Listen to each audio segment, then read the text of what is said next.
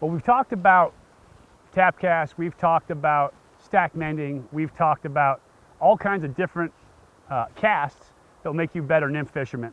And I want to talk about it for dry fly fishing right now. One of the biggest things you can do in terms of fishing dries and success is get your cast set up for a dead drift when that bug hits the water.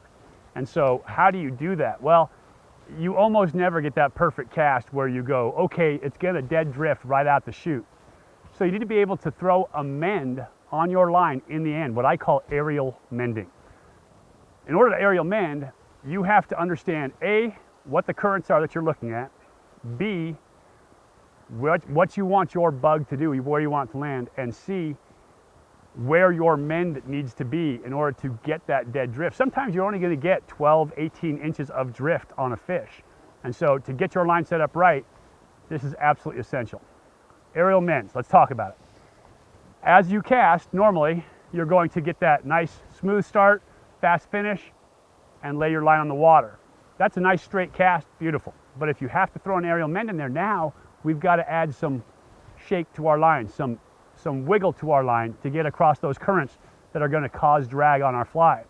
To do that, while that fly is in the air, I'm going to cast and reach upstream. What that's going to do is it's going to stack line on the water upstream of my bug and my bug downstream of my line. It's going to give me that dead drift. So I'll show you away from the camera here. If I'm casting just past that log in the water, what I do is I make the cast and I make a reach upstream.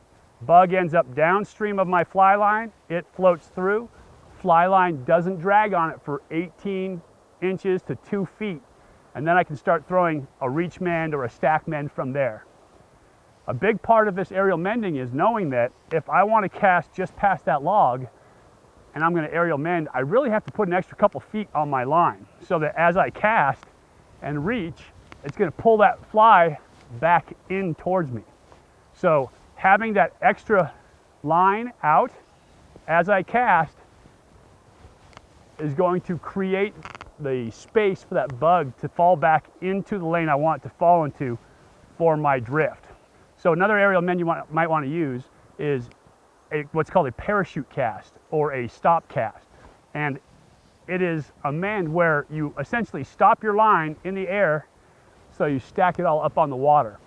You can see all my lines above my bug is drifting down on its own, drag free, and it's another form of aerial mend. So reach mends in the air, overpowered tap casts in the air, parachute casts in the air are aerial mends that get you set up for success on the water when you're dry fly fishing. By the way, little hint, you can use all of these when you're nymph fishing too to get yourself in good position. So learn those aerial mends, play with them when you're on the water, and make you a much more successful dry fly fisherman and nymph fisherman. Don't forget, go to fwfishing.com. You can see all of our trout tips.